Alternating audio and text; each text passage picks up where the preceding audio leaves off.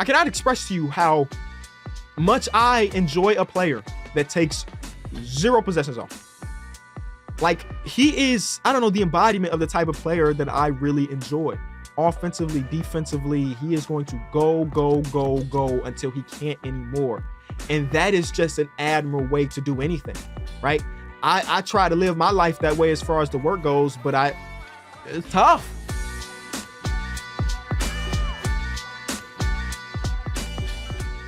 Welcome back to the Kenny Beecham podcast as we film this on a Thursday morning where I am as sick as can be, y'all. I am as sick as can be. And I said, you know what? The show must go on. So I'm just going to say right now, if this video or this episode is not as lengthy as some of the other ones, or if we see a lot of jump cuts, that means I am clearing my throat. I am coughing up stuff and just, I'm not feeling great, y'all. But the last 30 hours or 36 hours or so, I had just been in bed. And that's not how I like to do things. My joy is when I'm doing this.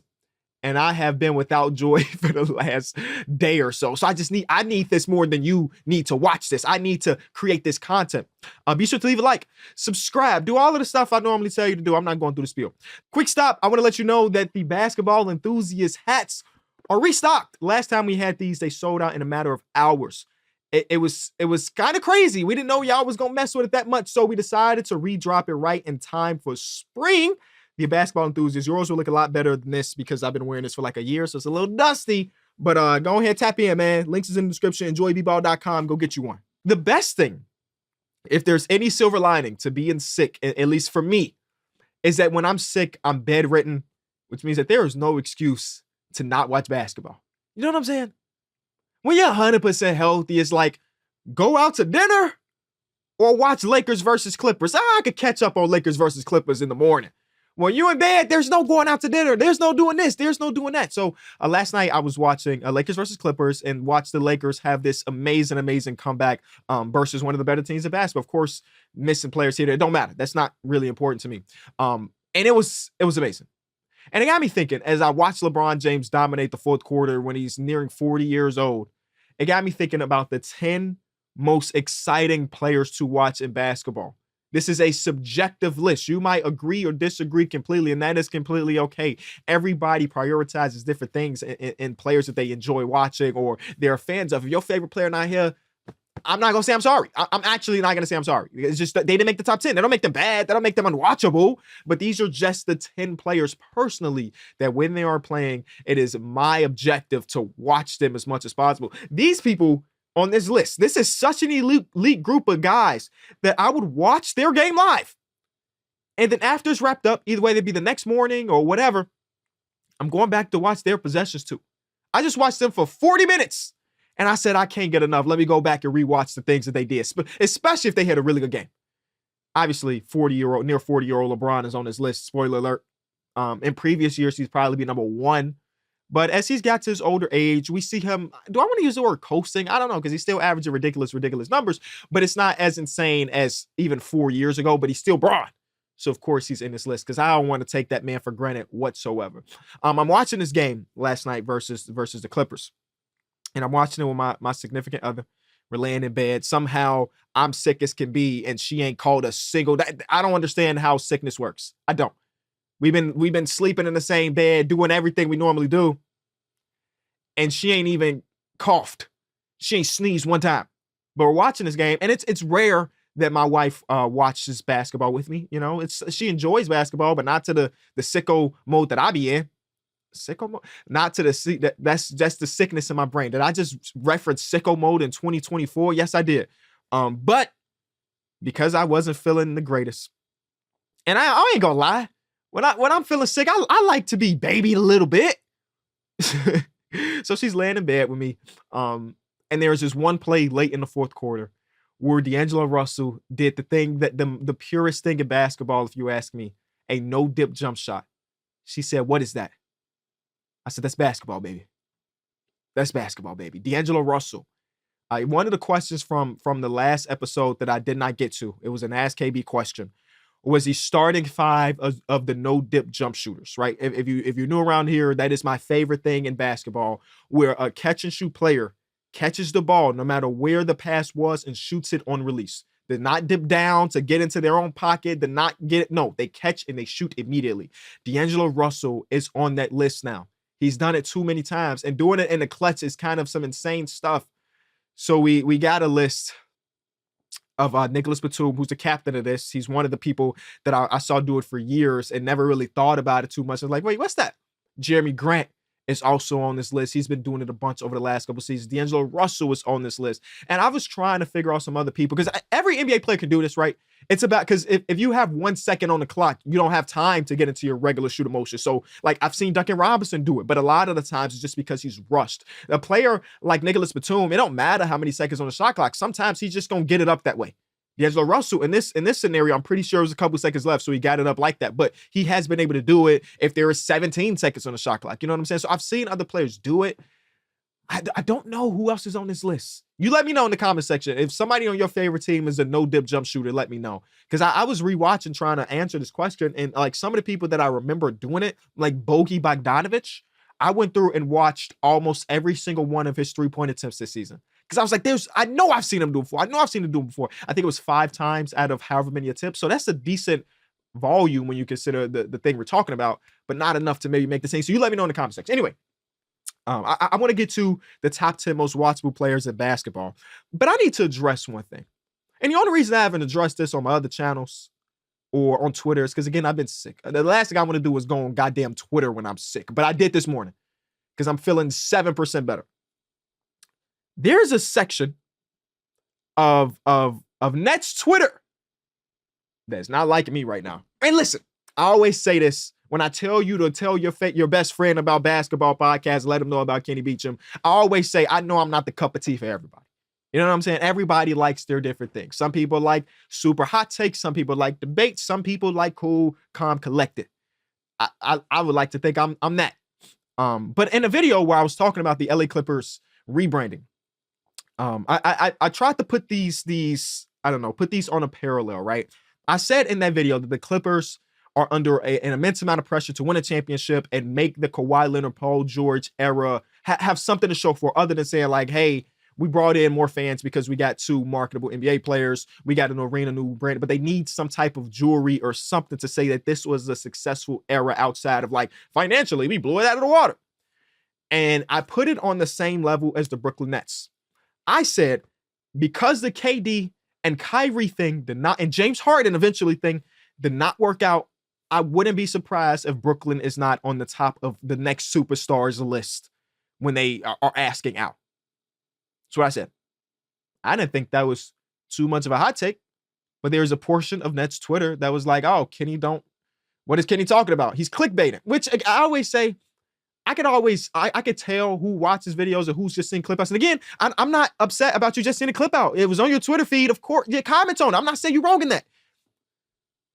But the title of that video was the Los Angeles Clippers rebranding is interesting.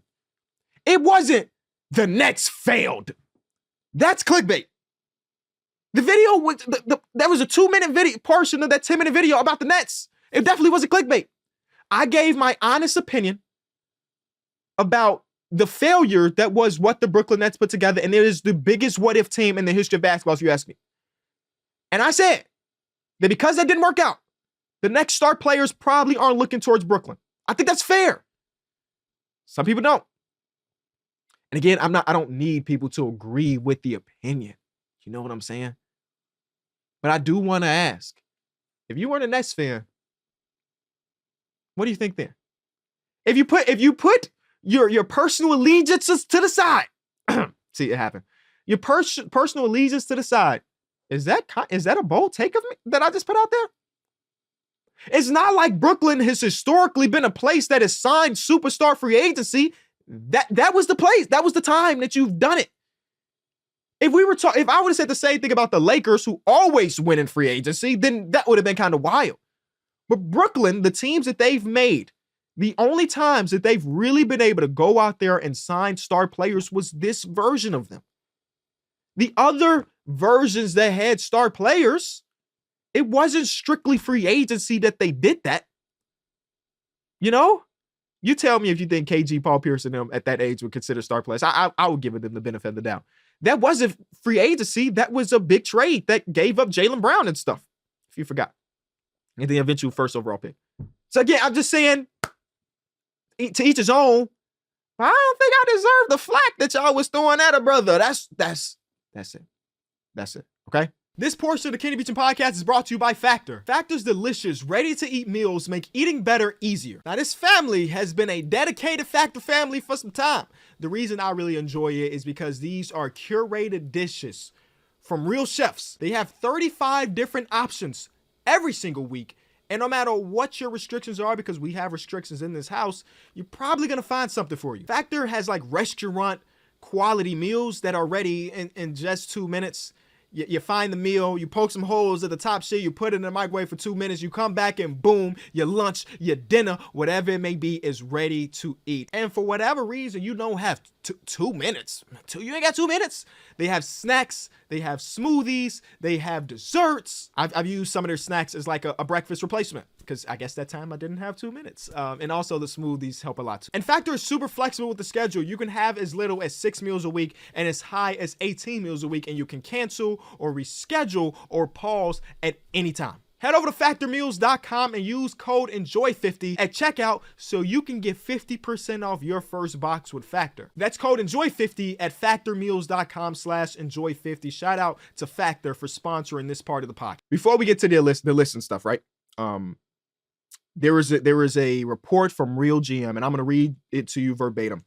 The NBA competition committee has officially begun reviewing whether the game has become too advantageous for offense and whether some changes needed to be implemented to achieve better balance. Basically, the thing that a lot of NBA fans have been saying for the last, let's say 5 years or so, it's such an offensive-oriented league, right? We're seeing all-time numbers. We've seen 70-point games here, there, all in between.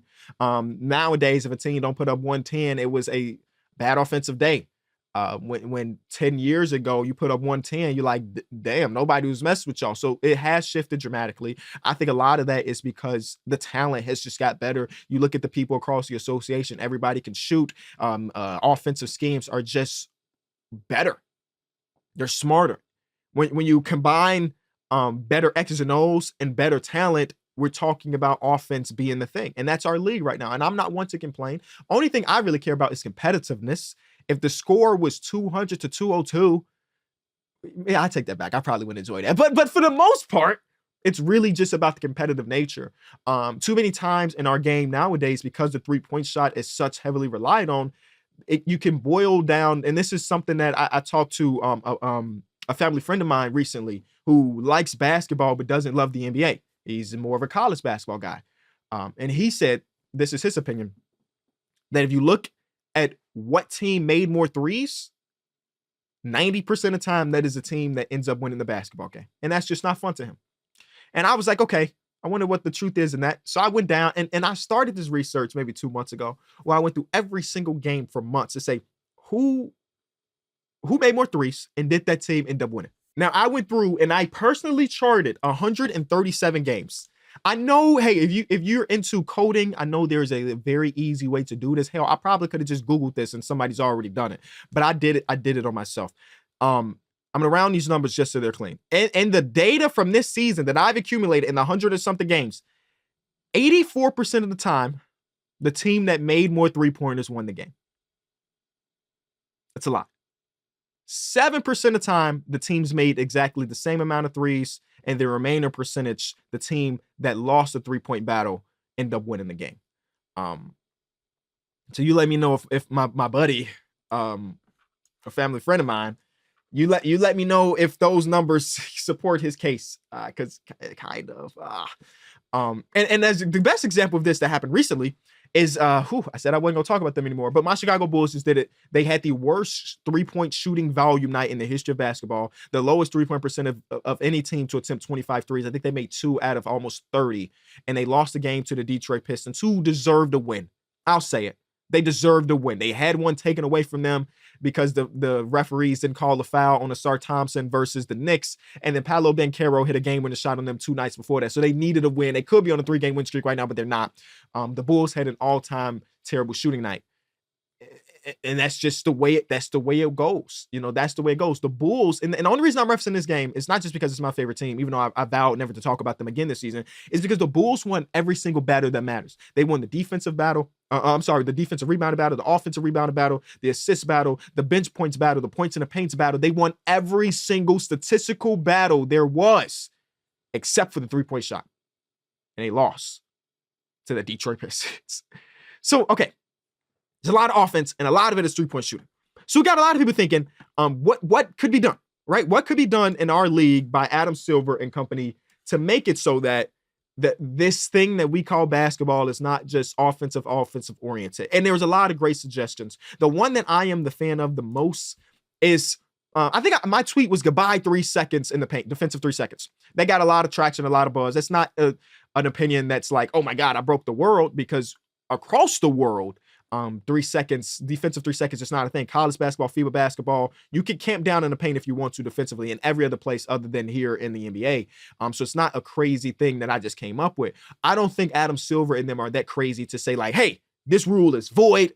But I would like the idea of extending it a little bit. Now, this is an idea that I actually heard on JJ Redick's podcast. He had Luka Doncic. And Luka 3 years ago has said that scoring in the NBA is a lot easier than scoring overseas, mostly because you're not seeing a 7-foot dude standing under the basket all times. And the way the Dallas Mavericks play basketball, who had their heart taken out of them a couple of days ago by Max Strus on a 59-foot 3-point shot or something like that to win the game.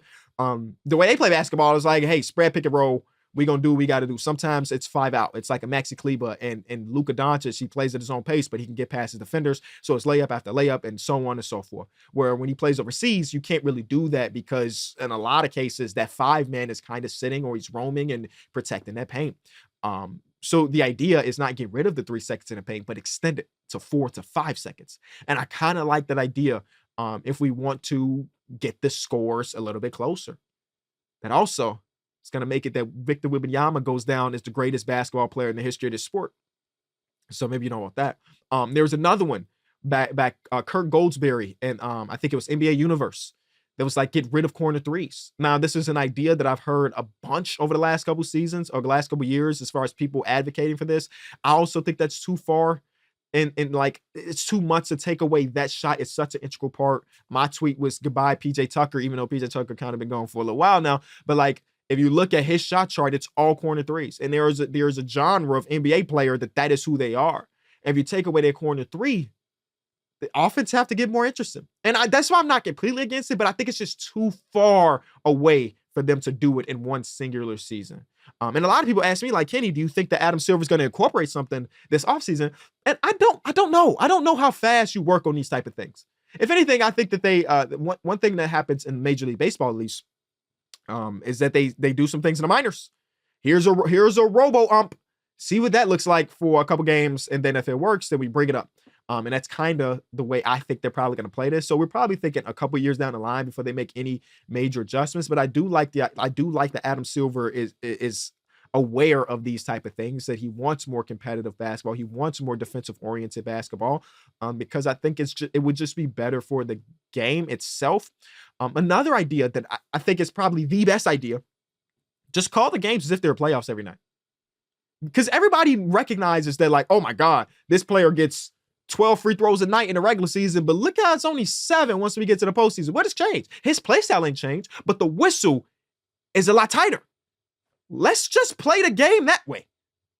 Is it more stressful for our referees to play it that way? I don't know, but I like the idea of letting them boys play. And if you let them play as if it was the playoffs, a lot of the foul baiting that a lot of people complain about is completely gone, and so on and so forth. Do it like it's the playoffs and let the players adjust. I am 100% confident that no matter what we decide to do, whether it be 5 seconds in the paint, get rid of the 3-point line, call it as if it was the playoffs, our players in our league are so talented, they will adapt. And the product is not going to change to the sense that it's going to be unwatchable all of a sudden because we made a defensive change. Let the boys hand check. Everybody say that. I think hand check is still kind of a thing. Let the boys hand check. Let them do whatever they want. No, okay. Not whatever they want. Somebody said give them an extra foul. I don't even know how do we use that extra foul? I don't know. You let me know in the comment section. FanDuel is putting the ball in your court for the rest of the NBA season. Because right now, new customers get $150 in bonus bets with any $5 winning bet. That's $150. if your bet wins. And you can bet on a wide range of things in the NBA, like quick bets, live same game parlays, player props, and many more. So visit FanDuel.com/Kenny and make your first bet a layup. FanDuel, the official sportsbook partner of the NBA. Now it's time to get to it. The top 10 players and excitement, watchability, whatever you want to call it. Now, part of this, or not all, part of this, all of this is based on this season, right? So if a player historically is amazing to watch, but this season maybe they've taken a little back step, that I take that into consideration. This is a 2023-2024 list, okay? Which it did in 2020. I don't give a damn about in this particular list. So number 10 on my list is Anthony Edwards. Anthony Edwards is the main offensive focal point on one of the best teams of basketball. Again, they're a defensive-oriented team. Like, that's what they had. They got Rudy Gobert, who... If I had honorable mentions, Rudy Gobert would be on the list. The reason he's not on the list is I think that y'all would think that I lose all credibility if I have Rudy Gobert on the list. But let me explain it. Again, he's not on the list. Anthony Edwards is instead. But let me explain why Rudy Gobert is in conversations, right? I've seen Rudy Gobert play basketball live in person 3 different times. Twice here in Chicago, and then once when I went to Milwaukee a couple weeks ago for the trade deadline. And every single one of the time, his defensive impact is so much more apparent in person. Also, watchability can go for the stupidness too. The man has stone hands. If he dribbles, it looks weird. Like, that matters to me as far as watchability goes. But I'm also just like a Rudy Gobert super fan, and the defense is real, and it's as real as can be. Anyway, but instead it's Anthony Edwards. High-flying guy. There was a game a couple nights ago, not their last game against the Memphis Grizzlies, but the game right before that, where the fourth quarter was all Anthony Edwards. And it was a beauty to watch. It was get to my spot, high off the glass, bank shot. It was get to the basket, spin move, turn around. Like, he has so many, like, oh man, this is probably gonna make me sound terrible, but like, he is a hooper's hooper. Difficult shot taker, difficult shot maker. And that's fun, right? There's as crazy as it can be, and sometimes it's a negative, Anthony. Sometimes it's a negative. Those crazy shots, the high difficulty shots, are amazing to watch. And sometimes, yeah, we get to the fourth quarter, one of those shots don't go in, 2 of those shots don't go in, 3 of those shots don't go in. You're like, man, can we go get an easy one, Ant? But that's part of the game, because when they are going in, they are going in. Number 9 on my list. I don't know if how many of y'all expected this guy to be here. Jalen Brunson. Jalen Brunson, and the reason I really enjoy Jalen Brunson's play is I'm talking about, I met Jalen Brunson at All-Star Weekend, and I think I mentioned this before. I am 5'7", 5'8", if we being generous. Me and Jalen Brunson was just slightly taller than me, if that's what it felt like, at least. So we were both wearing the same shoe, so that I didn't have an advantage there. Well, no, we weren't, because I had to switch shoes, but no advantage, I don't think. I had the book ones on. And I can't imagine being, let's say, roughly 6 foot, and averaging 27 points per game, being the number 1 option on a really, really good team. And the reason why it's so amazing is because he, of course, plays like a guard, but at the same time, he doesn't. The footwork that this man implements on a nightly basis is ridiculous. As crazy as it sounds, there are a lot of times where he is the smaller guy on the court, but he's also one of the bigger guys on the court. He'll take you into that post and footwork you to death. Earlier in the season, there was a little bit of noise on Twitter that was like, oh my God, Jalen Brunson mid-range game is gone. His in-between game is awful. He's hitting his 3-point shots, but he can't get to the mid-range. He's getting to the basket. All of that is gone. He's been one of the best and most impactful players in basketball for, over a year now.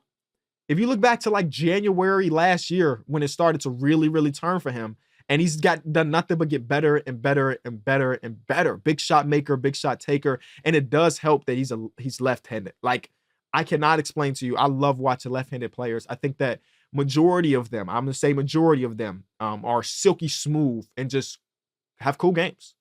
And I think Jalen Brunson is one of those guys. Number 8 on my list is going to be Kevin Durant. Oh, didn't he say don't call him that? Kevin Durant. Kevin Durant is still one of those guys. And though it may not be to the same extent as like 3-4 years ago, I mean, he's still putting up ridiculous numbers. The only thing I complain about a little bit when I watch the Phoenix Suns, and it's been a up and down season, where like some days I watch, I'm like, yes, this is the team. I think they're going to compete for a championship. And other days it's like, are we really the third worst fourth quarter team ever? Now, that was a little while ago. I don't know if that's still the case, but they're still one of the worst fourth quarter teams in current basketball. They still have blown, I think, the second most 10-point leads behind the Washington Wizards. Like, that happens a lot. But when it's clicking, and Kevin can get to his spots. Again, I watched him do a double clutch game-winning shot versus my Bulls a couple weeks ago. And it's like, that is such a tough shot, especially with Alex Caruso roaming around, to have the mindset to be like, oh, I can hang in the air for an extra second and clutch it a second time and then get the shot off. If you put a smaller defender on him, right over him, and if you put a bigger defender on him, right through you. And again, I still have my things about Kevin Durant in his older age. And maybe I just have to accept the fact that he's just not going to get to the basket as much as you kind of want a guy of his caliber too. But the in-between game and the three-point game has been phenomenal. So it's like, okay, he doesn't get to the basket as much. But if the rest is the rest, and the rest is the rest. Number 7 on my list, and maybe this is low, you let me know. I'm here. That y'all gonna hate this one. LeBron James. He was the catalyst for today's episode. Watching him do that was a 19-point quarter versus the Clippers. Ridiculous stuff. Again, one of the greatest to ever do it, if not the greatest to ever do it. He's been on a tear for the last couple seasons, and it doesn't make any sense. As long as he's been healthy, he's been phenomenal. And again, there are times, I think I mentioned this earlier, where it feels like he's coasting. But yesterday was not one of them times, man. At least once we got to the fourth quarter, it was not one of them times. And to see him to do it from the three-point basket and then do some stuff in between, he made a couple ridiculous passes. I love it. And if you didn't know, LeBron James is just 40 points away from 40,000, which is insane, right? Which is insane, 40,000. And I don't think he's getting the next game, but he could. He could give us a little 40 piece. He got a little 40. It don't happen too often in his old age, but I'm assuming it's going to be not this game, but next game. I think it's a home game too. So I think he kind of want to probably do it at home, but 40,000 points is ridiculous. Now, if you go to FanDuel Sportsbook, you can see the odds on how he scores that 40,000th point. Right now, it is a plus 750 on a layup, a plus 300 on a three-point shot, a plus 320 on other. What is other? Or is that that's like a midi? That could be a something in between, because you also got free throw and dunk. I pray it's not a free throw. I want to see something electric. I want to see a three-point shot personally. I want to see when he look down at the ball, he say this is for 40. And I hope, and this is going to sound stupid, but I hope that he hits 40 on the dot and not 40,001 with that shot. You know what I'm saying? It's just ugly. Can we just get 40,000 by itself? 4 bunch of zeros. So you can go to FanDuel Sportsbook and try to see what you think. And it's under NBA Specials. See what you think is the way LeBron does it. You know, remember he was trying to do the hook, the Kareem hook shot to pass Kareem, and he was practicing it, and then it ended up being a shot that he probably should have passed to Thomas Bryant. But it said it was Bron doing his thing. So 40,000, again, shout out to Bron. And I don't think he's not stopping anytime soon. Number 6 on my list. And this is where, again, things are probably going to get kind of interesting, because most people probably have these flipped. Number 6 is Victor Wembanyama. Yes, it's Rook. It is the rookie. Victor Wembanyama is number 6 on my list, and I've almost put him higher. And I know it started off somewhat rough the first month and a half of the season. It wasn't terrible. It just wasn't the play we're getting right now. A Spurs team with 11 wins on the season should not get this many nights of me watching them.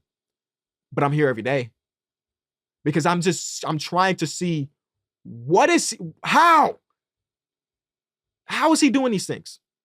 And the answer is he's a freak of nature. He puts the time in, and he just has his basketball IQ is kind of insane. Some of the passes that he is objectively the best passer on the entire roster right now. That's saying a lot about him. It's also saying a lot about the rest of the people on the team. But his basketball IQ is so ridiculous that I believe that, again, once he has a better group of guys around him, there's no stopping this dude. Especially if Adam Silver is going to start incorporating some rules where he can defend a little bit better. We have a question later on the Ask KB segment that's revolving around Vic a little bit. So I'm going to stop right there on the Victor Wembanyama. Number 5 on my list is Giannis Antetokounmpo. I cannot express to you how much I enjoy a player that takes 0 possessions off. Like, he is, I don't know, the embodiment of the type of player that I really enjoy. Offensively, defensively, he is going to go until he can't anymore. And that is just an admirable way to do anything, right? I try to live my life that way as far as the work goes, but it's tough. And he's doing it, like he's physically doing it. Like I'm filming these videos in a chair. He's physically going 100% every single rep, and he's still doing, what, 30 a night? So the defense is still good. Like, the defense under Doc Rivers looks miles ahead of what it looked a couple months ago or a couple weeks ago under Adrian Griffin. And a lot of that is, again, Giannis playing his roamer and Brook Lopez, who we talked about on the last episode. But he's just going and going and going. And those are the type of things I admire. He's never going to just give up. And that means a lot. Number 4 on my list is Shai Gilgeous-Alexander. There's a lot to be said about a player that plays at his own pace, that you cannot speed him up. Cannot slow them down. And he's going to get to his spots. There are, let me count them, 1, 2, 3. There's 5 spots on the court that I deem the Shai Gilgeous-Alexander area. Most of them are in the mid-range. It's like this left elbow. He get that. A slightly more to the left of the left elbow. I think there's an actual term for it, but I ain't got it. He going to get to that spot. And if you get to that spot, you might as well get back on offense because he's going to hit that shot more likely than not. So to have him do his thing and get his 31 points and 8 rebounds every single night is ridiculous. It's really ridiculous. And right now, I think he's second in MVP amongst a lot of people. The latest straw poll had him number 2 behind Nikola Jokic and stuff. It's kind of insane what he's doing at this young age. And we saw a lot of this last year, of course, because he was All-NBA first team, but he took that and he built upon it. And now that the team is winning and stuff, there's no other conversations that can be had, especially if they go out and make a run. Because right now, you know how the goalpost moves. You know how it is. Oh, he makes All-NBA first team, but he didn't make the playoffs. Okay, his team is the number 2 seed in the playoffs right now. Let me see him win a playoff series. Like, the goalpost continues to move for Shai, and every time it has moved, he's been able to still kick the field goal, I guess. Number 3 on my list is my current MVP is Nikola Jokic. I've talked about this before. My MVP ranking has fluctuated a bunch, as it should, because you have 2 straight weeks of Jokic doing this thing. You'll have 2 straight weeks of Luka. You have 2 straight weeks of Shai. You have 2 straight weeks of Giannis. Like, it's all over the place. If you disagree, that's completely okay. There's so many great candidates. But the way Jokic can break down a defensive team defensively is ridiculous. Our friend Ben Taylor at Thicket Basketball put together a video maybe a week or so ago where he wants you to try to read the floor like Nikola Jokic, and the things that he can see, Nikola Jokic can see, I struggled to see when the game footage was paused. They paused the footage. And I was like, who's open right now? And Jokic, again, is doing that in real time. He is the best passer in basketball. He's one of the 3 best passers I've ever seen with my own 2 eyes, and he has the opportunity to go down as the one. He has the opportunity to go down as the one. And he just continues to break teams down on a nightly basis. And right now, I would say a lot of it feels like he's coasting. He'll give you 15, 15, and 14, 13, 15, and 14. Like, those are ridiculous stat lines, don't get me wrong, but he's not giving you that 25 piece, that 30 piece. And as long as him and Jamal Murray in the lineup, the team has been virtually unbeatable, and that's why they're still my favorite to come out of the Western Conference. Number 2 on my list is Wardell Stephen Curry.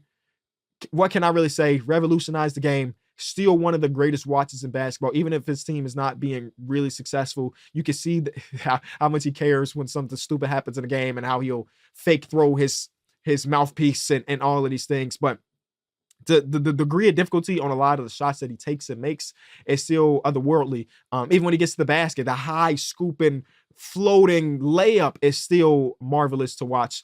And again, it's been this way for maybe a decade at this point. Yeah, probably a decade at this point. That when Steph Curry's hooping, I'm watching because I don't really know what to expect. One of the coolest things in basketball is when a player can put up a shot and walk away before it goes in. And Steph Curry he's the king of that. And number 1 on my list, and you should probably saw this coming because I've done nothing but rave of the times I've watched this player, it's Luka Doncic. The best basketball game I've ever been to. As far as, and it wasn't just like, oh my God, it went to overtime or it was a double overtime game winner. The best basketball game I've ever been to was watching Luka Doncic at the Barclays Center.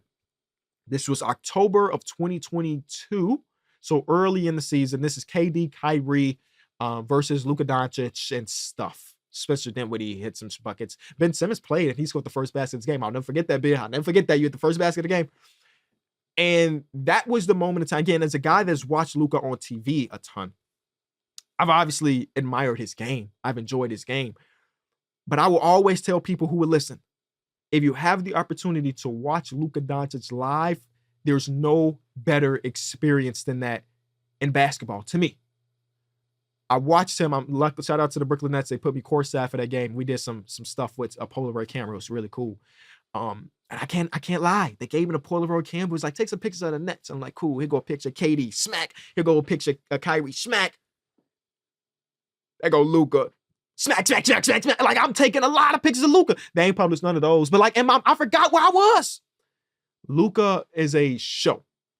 Last night, as I'm waiting for the other games to start, the first game of the night was Raptors versus Mavericks. And I want to say right off rip, I apologize to the Raptors fan base out there. A couple episodes ago, I put together a list of teams that I won't be watching for the rest of the season. Like, you can't.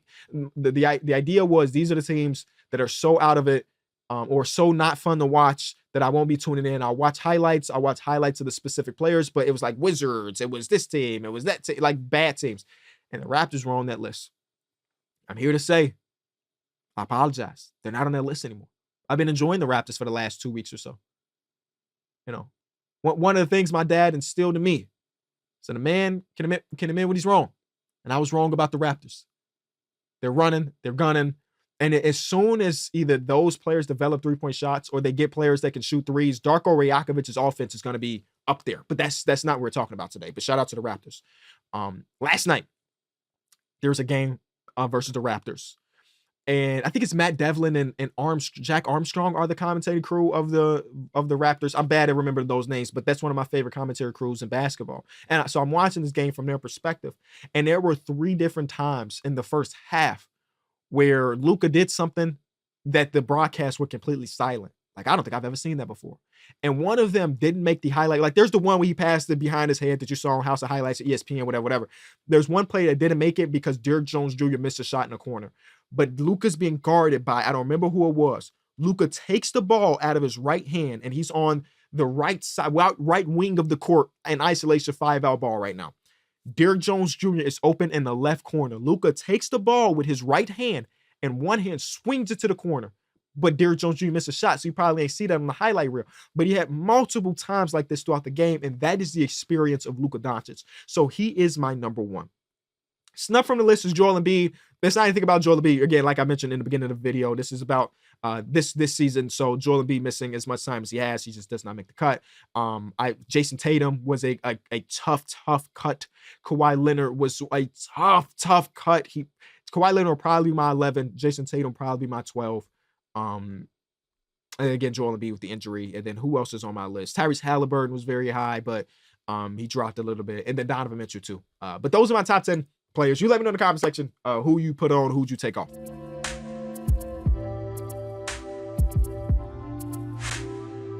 Before we get out, we got to do our favorite segment, #AskKB. The first one comes from Caleb, the NBA Facts. He says, over under 20 all defensive selections between Chet, Wemby, Bilal Coulibaly, and the Thompson twins. And I thought about like 20? That's a lot, ain't it?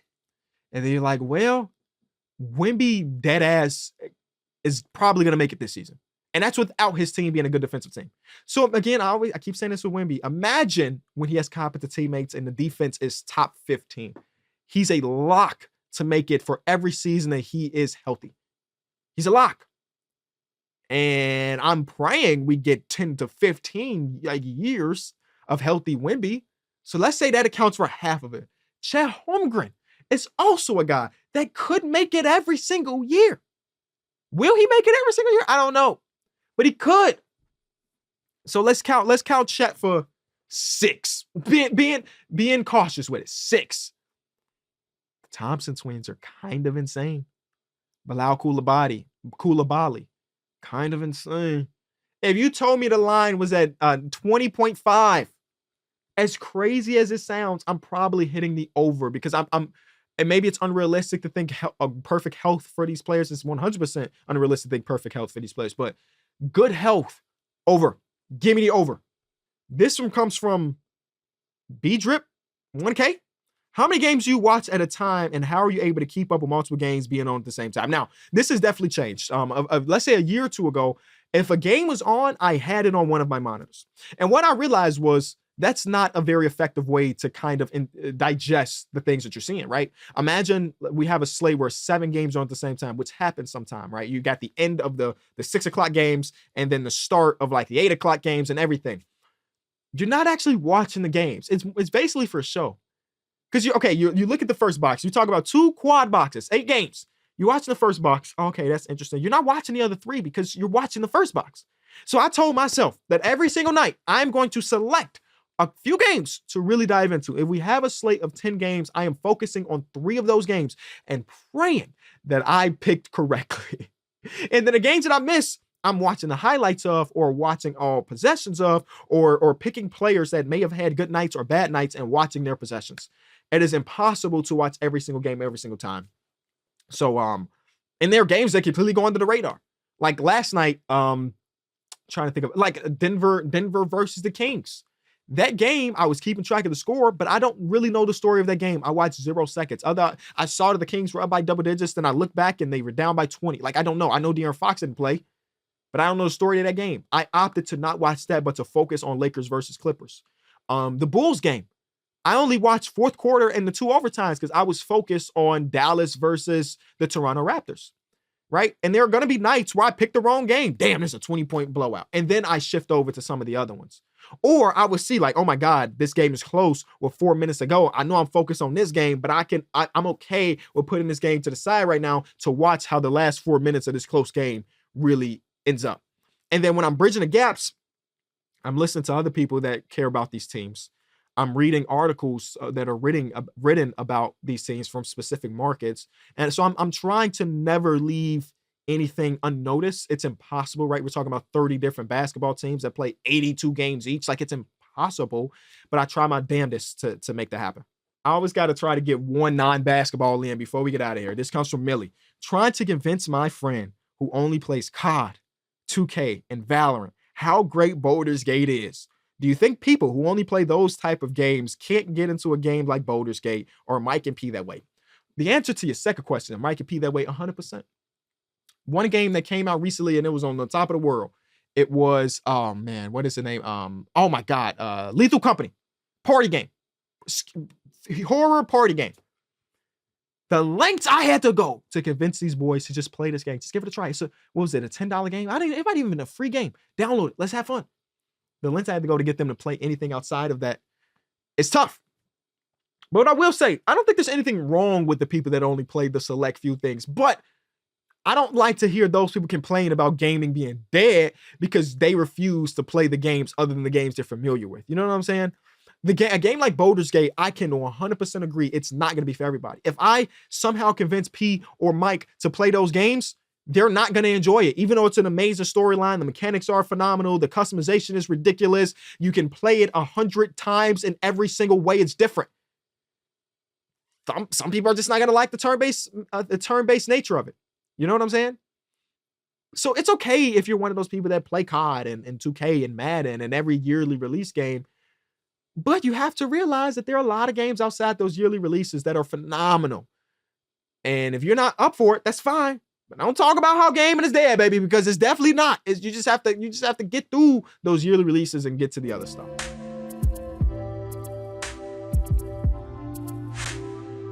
And that's where I'm going to end it, y'all. If you enjoyed it, be sure to leave it a like. Let me know the 10 players in the association that you feel the most interested in watching. Let me know what you think about Adam Silver, potentially making changes, and everything that we talk about in this video. I appreciate you. 5 stars. Leave a like, subscribe, all of the above, and I'll see y'all soon.